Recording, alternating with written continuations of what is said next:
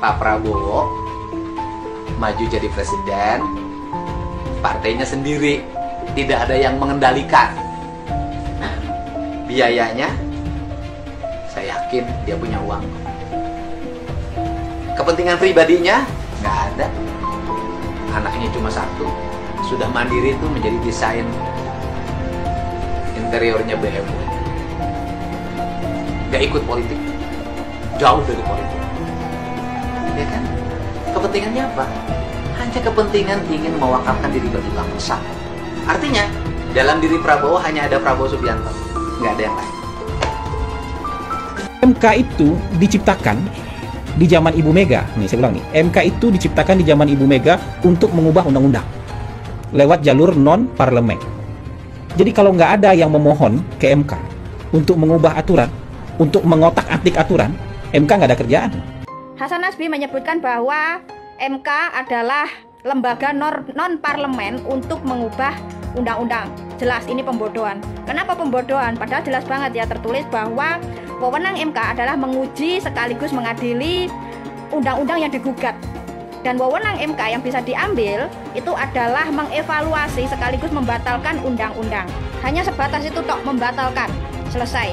Bukan mengubah isi undang-undang apalagi melahirkan peraturan baru. Karena yang mempunyai wewenang mengubah dan melahirkan peraturan baru yang bermuatan hukum yang sah itu hanya DPR. Jadi kalau sekarang Pak Hasan Nasbi niatnya ingin membersihkan nama Gibran, harusnya kemarin memberikan arahan kepada tim hukum untuk segera melimpahkan hasil putusan MK itu ke DPR untuk selanjutnya direvisi dan disahkan menjadi wujud undang-undang. Bukan dengan caranya yang sekarang, menggiring opini publik, menggiring pemikiran publik dan memanfaatkan ketidaktahuan publik soal apa wewenang MK yang sebenarnya, dan dengan sengaja konsultan politik ini memplesetkan wewenang MK yang harusnya menguji dan membatalkan undang-undang yang digugat, ini malah disebut bisa mengubah isi undang-undang. Ini kan jelas pembodohan. Saya ini pendukung setia Pak Jokowi, walaupun sekarang saya patah hati dengan Pak Joko Widodo. Saya patah hati. Ingat, dia selalu mengatakan, visi misi dari saya presiden, kalian hanya pelaksana. Jadi kaitan apa yang dikatakan Ketua Umum kami, Ibu Megawati Soekarno Putri, Ketua Umum PDI Perjuangan, Presiden Republik Indonesia yang kelima. Orde baru, kekuasaan sebagai Panglima. Orde reformasi, hukum sebagai Panglima. Sekarang kan sudah mulai lagi kekuasaan sebagai Panglima. Ya, tempat kami, baliho kami dibuka, kantor kami disantroni. Belum lagi kepala-kepala desa dipanggilin yang pro kami, ya, nggak tanggung-tanggung lagi. Dirkrim sus, bukan Kurang apa lagi tuh MK sampai mengeluarkan keputusan dengan MK. Kurang apa?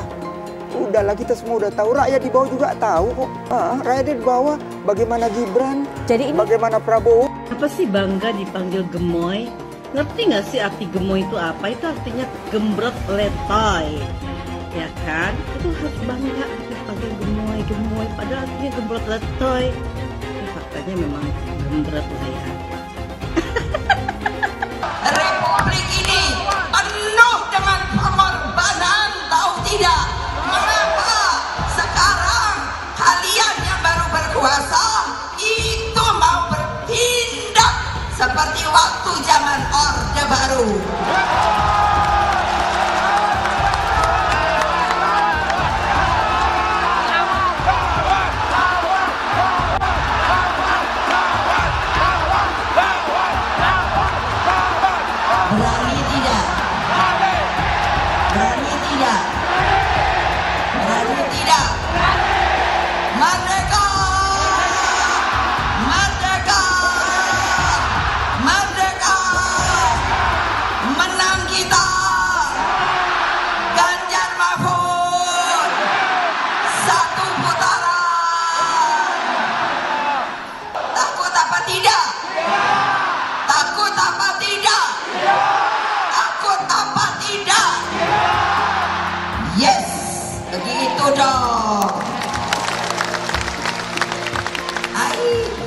Mestinya ibu nggak boleh ngomong gitu, tapi udah jengkel, tahu nggak?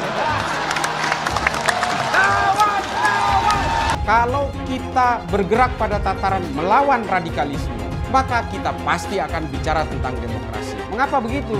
Karena kelompok radikal ekstrim teror yang mengatasnamakan agama pasti mengharamkan demokrasi.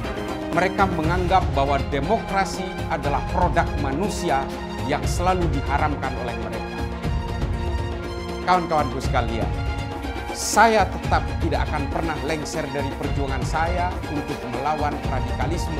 Sementara di sisi lain, kita juga harus menjaga demokrasi ini sebagai entitas perlawanan terhadap kelompok-kelompok yang ingin menumbangkan NKRI, yang ingin menumbangkan Pancasila, dan mereka yang punya niatan-niatan untuk membawa bangsa ini ke arah intoleransi. Kemungkinan koalisi Ganjar dan Anies Baswedan, apakah itu mungkin akan terjadi? Dukung Ganjar dan Anies tentu punya kecemasan bersama bahwa pemilu kali ini punya potensi kecurangan luar biasa dan potensi penggunaan alat kekuasaan.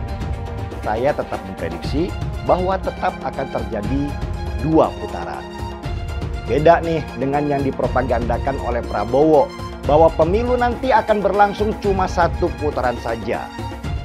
Sekian puluh persen pendukung Anies kemungkinan di putaran kedua akan pindah ke Ganjar melawan Gibran. Mereka nggak suka Anies menang sebenarnya, tapi lebih tidak suka lagi kalau Prabowo yang menang. Ini juga masuk akal. Jadi prediksi saya, di putaran kedua nanti, kalau kubu Ganjar yang lolos, maka sebagian besar pendukung Anies juga akan lari ke Ganjar. Ini masuk akal sih, karena pendukung Anies kebanyakan adalah pembenci Jokowi. Meskipun sebagian besar dari mereka dulu adalah pendukung Prabowo. Tetapi dengan adanya Gibran yang sekarang ada di samping Prabowo, maka kebencian mereka terhadap Jokowi akan semakin tinggi. Dan lebih baik buat mereka memilih yang buruk dari yang terburuk, yaitu Ganjar Pranowo. Kiraan saya dari kacamata intelijen, itu strateginya saya lihat mungkin strategi sasarannya 1 putaran. Jadi kalau menurut perkiraan intelijen ini hari, dan kalau tidak ada perubahan yang signifikan, Prabowo, Gibran akan menang. Ini semua yang nanti siap menampung masa atau pemilihnya Anies Baswedan 2 putaran. Dengan asumsi Anies Baswedan kalah, hingga 2 putaran mereka akan masuk semua ke sini. Tidak mungkin keagama. Itu analisa saya. Untuk seorang nasionalis, tempat berdiri saya hanya 1.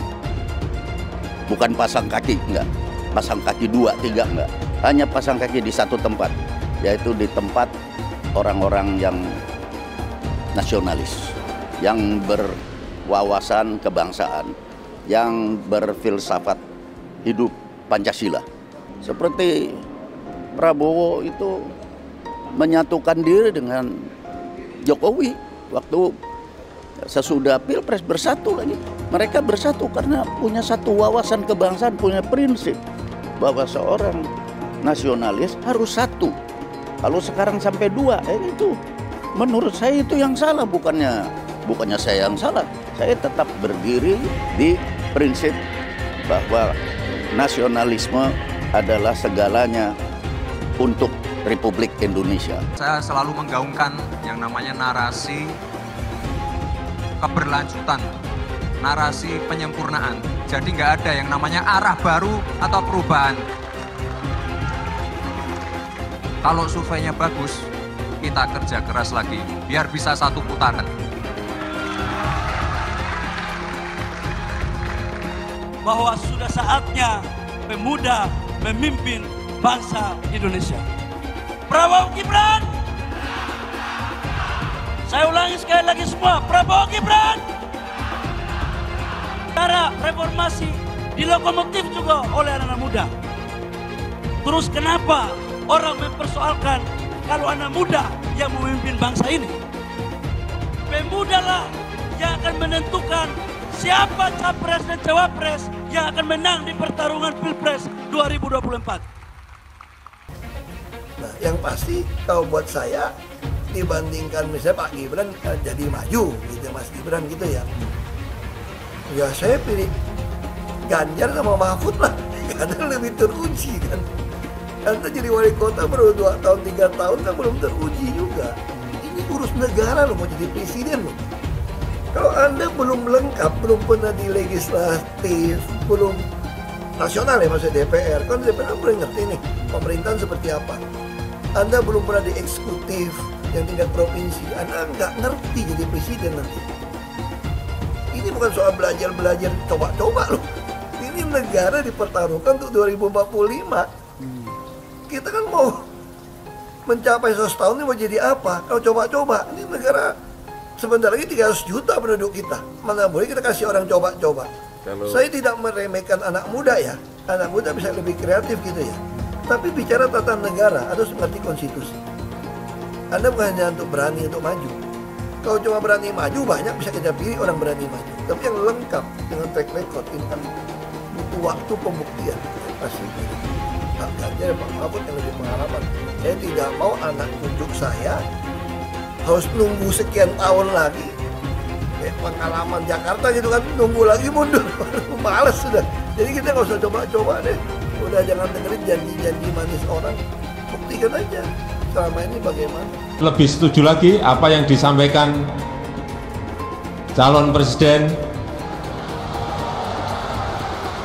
Pak Ganjar Pranowo. Tadi saya bisik-bisik ke beliau, Pak, nanti habis dilantik, besoknya langsung masuk ke kedaulatan pangan. Nggak usah lama-lama. Perencanaannya disiapkan sekarang, begitu dilantik besok langsung masuk ke kerja kedaulatan pangan. Sehingga swasembada pangan, ketahanan pangan, kedaulatan pangan itu betul-betul kita miliki. Dan saya yakin Pak Ganjar mampu menyelesaikan ini. Ya kita jujur aja ngomong, kalau Anda mau jadi presiden, wakil presiden. Nah, kalau tanya sama saya, kamu mau jadi politisi, mau jadi apa sih? Ya kalau nggak beres negara ini, ya saya mau jadi presiden. Karena cuma jadi presiden bisa cepat membereskan itu. Coba lihat, kayak di DKI, kok nggak ada Ahok, nggak ada demo. Kalau Ahok nggak nyalon kan nggak ada masalah kemarin. Coba kalau ada Ahok, jadi Ahok itu adalah orang yang tidak boleh di politik. Karena dia membuat bangsa ini tidak bisa bersatu. Itu terbalik-balik. Yang pengen pecahin orang siapa? Kok saya yang dituduh? Ini bagi saya itu aneh gitu loh. Tapi itu fakta. Nah, makanya saya tetap ada di PDI Perjuangan. Karena satu-satu partai yang tetap mencalonkan saya di DKI dengan ancaman macam-macam hanya PDI Perjuangan. Kata Ibu Mega, mau jadi apa bangsa ini? Kalau kamu Pak Ahok yang bisa kerja, yang jujur, tidak boleh mencalonkan diri. Masa orang yang nggak jujur, yang itu mau yang bisa dicalon, katanya mau jadi apa, bisa kerja apa? Makanya saya pribadi ya putuskan ya ikut Ibu Megawati, PDI Perjuangan. Saya itu dia bisa berani terang-terangan. Kalau di DKI dulu saya sudah mundur, dianggap bikin kacau, bisa bikin demo. Ini sesuatu yang aneh menurut saya gitu loh. Nah, Ibu Mega nggak boleh mundur, harus maju. Mau jadi apa bangsa ini katanya? Kalau kamu ditekan untuk mundur. Nah itu yang saya sampaikan. Bilang dihalang-halangi, Anies masih sering bikin acara di sana-sini. Bebas pula. Duh, nggak capek apa ngibulin rakyat mulu, Pak? Nah, yang gue pertanyakan nih, Anies itu kampanye di mana-mana sering naik pesawat jet. Nah, pesawat jet biaya sewanya dari mana, Pak? Atau itu pesawat jetnya siapa, Pak? Coba jujur deh. Karena setahu gue nih, itu punya bos Anda, Surya Paloh. Anies bicara soal pendidikan. Padahal waktu dia di Jakarta, dia sendiri nggak mampu buat memberikan bangku sekolah yang cukup waktu mimpin di Jakarta. Artinya, dia nggak mampu memberikan bukti kalau omongan dia itu bisa dilaksanakan. Anies bilang, setiap jabatan harus diisi sama orang-orang yang kompeten. Lah, faktanya di Jakarta, beberapa jabatan diisi sama orang-orang dekatnya dia. Nggak kompeten pula. Terus TGUPP. Itu yang jumlahnya seabrek-abrek, fungsinya buat apa, Pak? Kok Jakarta makin berantakan sih? Sekali lagi, Anies nggak bisa membuktikan omongannya. Anies bilang dia akan membuka lapangan kerja. Yang dulu janjinya 200.000 lapangan kerja. ternyata cuma omong kosong, alias cuma janji palsu. Soal pembangunan yang berkelanjutan. Dia bilang di Jakarta dia udah meneruskan yang udah baik. Lu jangan percaya ya, itu ngibul. Faktanya nggak seperti itu loh. Belum lagi nih, program penanggulangan banjir. Jadi di daerah Jakarta itu ada daerah yang sebelumnya udah bebas banjir. Pas Anies mimpin, kok bisa-bisanya daerah itu banjir lagi? Gimana nggak banjir kalau kalinya udah nggak pernah dikeruk sama dibersihin, Pak? Kalau soal Jakarta, gue bisa bicara banyak deh. Jadi gue saksi bobroknya kepemimpinan Anies di Jakarta. Dan gue bisa pastiin, omongan manisnya Anies soal apa yang dia lakukan waktu mimpin Jakarta itu banyak ngibulnya. Milih Anies dan Imin setidaknya sudah menyelamatkan Indonesia dari kehancuran. Gus Dur saja dikudetanya, apalagi rakyat. Yang satu memang jago kata-kata, jago beretorika, nggak kelawan kalau soal kata-kata. Di sisi lain, kita sama-sama melihat yang sudah ditulis pakai tangan dia sendiri, pakai hati dia sendiri, lagi dia ingkari, apalagi hanya mengandalkan kata-kata dan janji. Pun demikian dengan janji Cak Ponimin. Gus Muhaimin memberikan program siapapun yang hamil yang ada di muka bumi Indonesia ini akan diberikan tunjangan selama hamil. Karena itu yang masih jomblo secepatnya nikah, hamil, dibiayai kehamilannya oleh Gus Muhaimin. Akan mendapatkan subsidi, akan mendapatkan tunjangan rata-rata 6 juta selama kehamilan. Gus Muhaimin dan PKB menang. Semua yang punya sepeda motor, BBM-nya kita subsidi gratis tanpa biaya. Siapa yang di sini punya sepeda motor? Tahun 2024 PKB menang, Gus Muhaimin presiden, disubsidi serendah-rendahnya harga subsidi BBM. Kalau PKB sekarang bukan PKB Gus Dur, ini PKB Caimin. Jadi beda, PKB-nya sudah beda. Jadi nggak bisa lagi menurut saya, memang masih tetap jualan nama Gus Dur, itu ada larangannya jelas sekali. Tapi ya namanya orang masih mencuri-curi, kebiasaan kayaknya mencuri-curi. Mencuri partai, sekarang mencuri gambar. Gus Dur pendiri partai, orang yang dikatakan oleh Caimin sebagai guru politiknya, malah dikudeta, apalagi rakyat. Susah kan mau milih pemimpin seperti itu nanti? Pak Prabowo hari ini adalah calon presiden dari Partai Gerindra.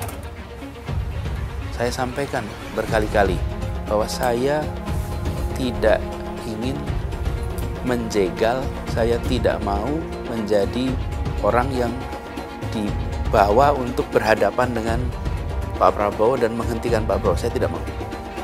Dan saya katakan itu kepada siapapun yang datang kepada saya untuk berbicara tentang calon presiden.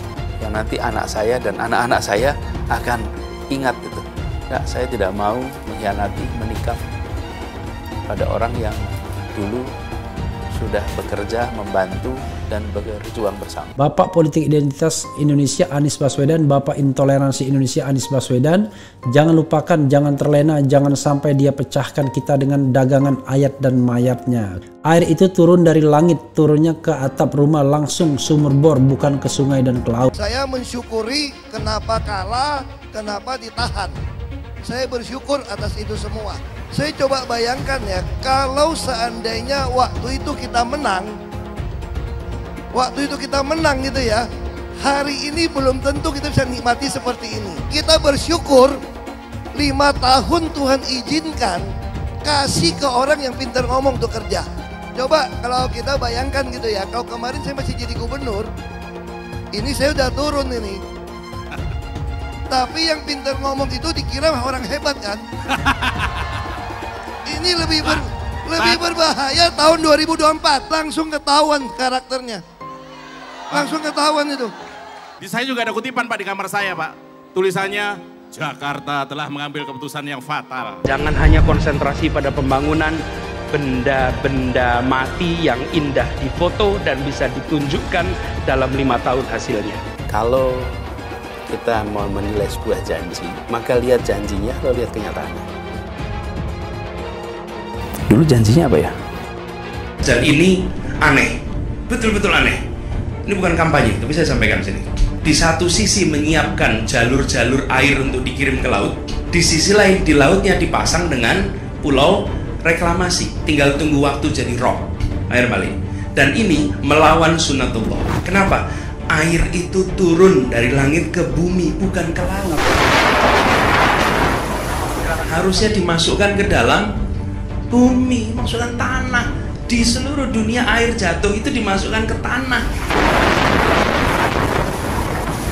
bukan dialirkan pakai gorong-gorong raksasa ke laut. Jakarta telah mengambil keputusan yang fatal. Bukan banjir, itu memang parkir air. Bukan banjir, itu memang parkir air. Masyarakat berkeliling dengan membawa toa untuk memberitahu semuanya, termasuk sirine. KAIBON 82 miliar. Apa alat transportasi yang dimiliki oleh hampir setiap orang? Alat transportasi yang dimiliki semua orang adalah kaki. Kalau seandainya orang Jakarta percaya Pak Anies jadi gubernur pun, saya berani jamin kok dia akan lakukan normalisasi yang sama seperti saya lakukan kok. Gak usah bohong lah. Tapi ketika air sampai di muara, maka siap untuk dipompa ke laut. Pancasila Soekarno, ketuhanan ada di pantai. Anak Tuhan dari mana? Kalau Yesus anak Tuhan, bidangnya siapa? Besok di seluruh wilayah Indonesia kami katakan dan Iblis hanya menggoda orang yang beriman. Makanya jarang-jarang orang kafir kerasukan setan. Yang kerasukan setan itu orang baik-baik. Jarang, saya belum pernah nengok Cina kerasukan setan. Pernah tak Ahok itu kerasukan setan? Enggak, setannya juga. Karena sesama setan jarang saling menggoda. Karena di salib itu ada jin kafir. Karena di salib itu ada jin kafir. Karena di salib itu ada jin kafir. Haleluya. Kepalanya ke kiri apa ke kanan? Kepalanya ke kiri apa ke kanan? Tetap percaya salib itu lambang mulia, bukan jin. Kok ketawa? Aku nggak nyindir siapa-siapa loh. Saya nggak pernah mundur untuk kebenaran, keadilan, kejujuran. Dan peri kemanusiaan, gue nggak pernah mundur. Dan gue nggak pernah takut juga sama lu. Siapapun yang rasis, gue akan hadapin. Karena rasis itu tidak berperi kemanusiaan. Sama saya ditanya dulu kan, kamu nyesel nggak statement kamu di Pulau Seribu sehingga masih masuk penjara? Tidak pernah nyesel, karena saya mengatakan kebenaran. Anies merupakan antitesis daripada Pak Jokowi. Antitesis artinya bertolak belakang dengan Jokowi.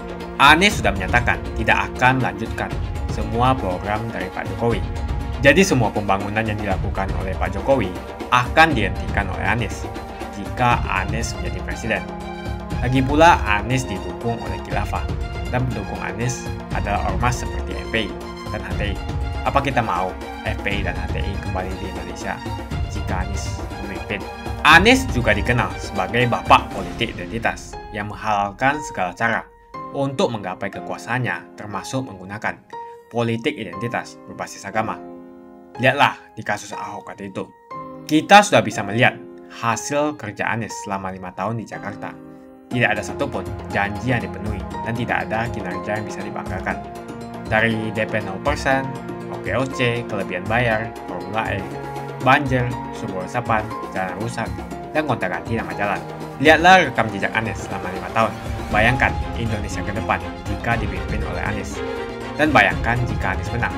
HTI dan FPI, ormas khilafah yang dibubarkan itu akan dikembalikan oleh Anies. Apakah kita mau Pancasila diganti jadi khilafah? Perkataan Ahok sudah terbukti dan Jakarta sudah menjadi korban. Jangan biarkan Indonesia menjadi korban kibulan Anies Baswedan. Umat minoritas, terutama kaum Tionghoa, tidak akan memilih Anies Baswedan. Aksi joget-joget dan gemoy-gemoyan ini memang sangat menyedihkan. Pasangan Eyang Prabowo dan Gibran seolah menganggap anak-anak muda hanya peduli sama tampilan lucu-lucuan dan viral-viralan. Tentu ini adalah pembodohan dan penghinaan pada akal sehat kita. Seolah-olah anak muda kita, anak-anak muda yang rata-rata pendidikannya lebih bagus dibandingkan generasi sebelumnya, anak-anak muda yang besar dalam limpahan informasi dan pengetahuan karena ponsel dan internet sudah tersedia luas, anak-anak muda itu dianggap bodoh, malas, dan cuma suka lucu-lucuan saja. Kata mereka, kampanye itu nggak boleh bawa perasaan, tapi kampanye itu seharusnya pertarungan gagasan. Kampanye itu seharusnya pertarungan ide. Masih ingat sama kata-katanya Pak Jokowi? Jadi, katanya loh ya, katanya mestinya kampanye itu adalah pertarungan ide dan gagasan. Soal bagaimana membawa Indonesia menjadi lebih baik, lebih makmur, dan lebih demokratis. Tapi, apa yang jadi kenyataannya? Benarkah Pilpres kali ini dipenuhi dengan adu gagasan dan adu ide buat memakmurkan rakyat? Siapa yang menolak atau menghindar dari acara-acara adu gagasan dan adu ide? Yang menolak itu adalah putra dari Presiden Jokowi sendiri. Benar gak? Dan parahnya lagi, nah ini parahnya. Parahnya Eyang Prabowo sama Gibran sekarang malah terjebak sama kampanye gimmick belaka. Kampanye gimmick yang menganggap Gen Z bodoh dan cuma suka joget-joget saja. Seolah-olah mereka ini nggak punya pemikiran dan aspirasi. Mungkin mereka menganggap Gen Z cukup dicekoki sama aksi joget-joget dan gemoy-gemoyan. Masa sih? Masa sih generasi muda dianggap semales dan sebodoh itu? Mas Ganjar dan Pak Anies terbukti banyak melempar gagasan dan ide buat bangsa ini. Buktinya dari 19 undangan dialog dan diskusi yang diselenggarakan oleh berbagai universitas dan lembaga, mereka bisa menghadiri 18 diantaranya. Masing-masing cuma absen sekali. Sementara itu, pasangan Giant dan Suneo, maaf, salah, bukan itu maksudnya. Maksudnya pasangan Eyang Prabowo sama Gibran, nah, mereka ini malah tercatat sudah 11 kali absen dari 19 kali acara tersebut. Jadi, mau dibilang gimana? Apa yang ditawarkan oleh Eyang Prabowo dan Gibran selain makan siang gratis di sekolah? Apa beres persoalan anak-anak muda kita yang susah mencari kerja cuma dengan joget-jogetan belaka? Apa beres persoalan anak-anak muda kita yang susah buat mendapatkan kredit rumah cuma dengan dijogetin aja? Apa beres persoalan ibu-ibu kita soal harga sembako yang terus naik cuma dengan dijogetin aja? Apa mungkin kita memberantas kemiskinan, menghajar korupsi dan nepotisme cuma dengan dijogetin aja? Tim dari Eyang Prabowo dan Gibran luput memotret anak muda kita. Mereka luput memotret anak muda kita yang sesungguhnya pintar-pintar, lebih mandiri, lebih kritis, berselera humor gelap, sarkas, dan juga pemberontak. Tim dari Eyang Prabowo dan Gibran sudah meremehkan anak-anak muda kita cuma demi viral-viralan, dan itu pun tampaknya memang cuma dibuat-buat saja. Memang apa yang diviralkan Eyang Prabowo dan Gibran sekarang ini kampanye gimmick belaka. Apakah itu yang diharapkan sama Pak Jokowi? Lalu di mana pertarungan gagasannya buat Indonesia? Di mana pertarungan ide, visi, misi, dan program buat Indonesia? Harus ada yang berani memberitahu Eyang Prabowo apa kepanjangan dari kata gemoy itu. Mungkin Eyang Prabowo ini mengira kalau gemoy itu artinya lucu dan menggemaskan. Tapi apakah Eyang Prabowo tahu kenapa kebanyakan adalah orang gemuk yang disebut gemoy? Aksi joget-joget dan gemoy-gemoyan ini memang sangat menyedihkan. Sangat-sangat menyedihkan. Dan lagi pula, apakah Eyang Prabowo paham apa kepanjangan dari kata gemoy yang dia bangga-banggakan itu? Kalau Eyang Prabowo paham ya, apakah dia masih senang disebut dengan gemoy? Sepertinya harus ada yang membisiki Eyang Prabowo soal kenyataan itu. Ya, mudah-mudahan sesudah Eyang Prabowo paham sama apa itu kepanjangan dari gemoy, Eyang bisa tersadarkan kalau panggilan ini sebetulnya menghina dia. Pak Prabowo yang gagah dan tegas, sekarang malah direduksi jadi gemuk dan loyo, jadi gembrot dan letoy. Ya, seharusnya kita jangan begitulah. Setuju? Eyang Prabowo mungkin memang belum tahu ya kalau banyak orang menganggap kata gemoy itu adalah singkatan. Singkatan dari gemuk dan loyo. Gemoy, gemuk, dan loyo. Ada juga yang mengartikan gemoy itu sebagai gembrot dan letoy. Gemoy, gembrot, dan letoy. Gemoy itu jauh dari sifat tegas, atletis, dan berwibawa. gemoy itu cuma buat lucu-lucuan saja. Sebutan buat orang yang gemuk dan loyo, buat orang yang gembrot dan letoy. Jadi gimana kalau kita balik lagi nih ke saran Pak Jokowi tadi? Kita balik lagi bagaimana sebaiknya kampanye ini berjalan. Kita balik lagi ke pertarungan gagasan dan pertarungan ide. Gimana? Setuju? Gibran setuju buat lebih sering datang ke acara-acara dialog dan diskusi yang bisa membedah pemikiran-pemikiran dia. Dulu Anies bisa menang karena menggunakan agama dan etnis. Isu agama, ras, dan antar golongan dinikmati oleh relawan Anies. Saat itu Anies didukung oleh FPI, HTI, dan pengasong khilafah lainnya. Pada akhirnya Ahok harus kalah, namun kekalahan dia adalah kekalahan yang membuka mata rakyat Indonesia bahwa masih ada orang-orang yang menang dengan cara menggunakan politisasi agama atau politik identitas berbasis agama. Ternyata banyak sekali orang yang dengan mudah terhasut lewat jalan-jalan seperti itu. Relawan Anies terutama dari FPI, HTI, PA212 seperti Bahar Smith dan Rizik Syihab selalu menghujat Cina, etnis Cina. Tapi saat ini negara Cina sudah menjadi nomor 1 di dunia. Saya bangga sebagai Cina. Etnis Tionghoa dicap sebagai pemberontak, sedangkan etnis Arab dianggap sebagai Tuhan atau tuan dari pribumi. Etnis Arab dipuja-puja dan dianggap sebagai dewa. Lihat saja Rizik Syihab dan Bahar Smith dipuja-puja, padahal mereka mengujar kebencian. Pengasong khilafah seperti Rizik Syihab, Bahar Smith, dan teman-teman, mereka hanya buat gaduh di Indonesia. Sedangkan negara yang mereka sanjung-sanjung itu, Arab Yaman, masih belum maju dan masih terbelakang. Saya percaya Indonesia dengan mayoritas pribumi juga akan menjadi negara maju. Seharusnya Arab Yaman belajar dari negeri Cina. Seperti kata kitab suci, belajarlah sampai ke negeri Cina. Anies dan juga pendukung Anies seperti Rizik Syihab, Bahar Smith, dan kelompok-kelompok HTI dan FPI harus belajar ke negeri Cina supaya tidak lagi melakukan kelebihan bayar. Yang jelas saya memilih pribumi, bukan yang dari Yaman. Ganjar jelas pribumi, nasionalis, dan pasti akan melanjutkan visi dan misi dari Pak Jokowi. Suara Ahok merepresentasi warga minoritas, dan etnis Tionghoa mendukung Ganjar Pranowo. Ahok pasti akan mendukung Ganjar, karena Ahok anti radikalisme. Ahok yang jelas tidak akan mendukung Anies Baswedan, karena Anies Baswedan didukung oleh kelompok khilafah, HTI, dan FPI. Ormas terlarang itu. Anies merupakan antitesis daripada Pak Jokowi dan diragukan kenasionalisannya, apalagi pribumiannya. Antitesis artinya bertolak belakang dengan Jokowi. Anies sudah menyatakan tidak akan melanjutkan semua program dari Pak Jokowi. Jadi semua pembangunan yang dilakukan oleh Pak Jokowi akan dihentikan oleh Anies jika Anies menjadi presiden.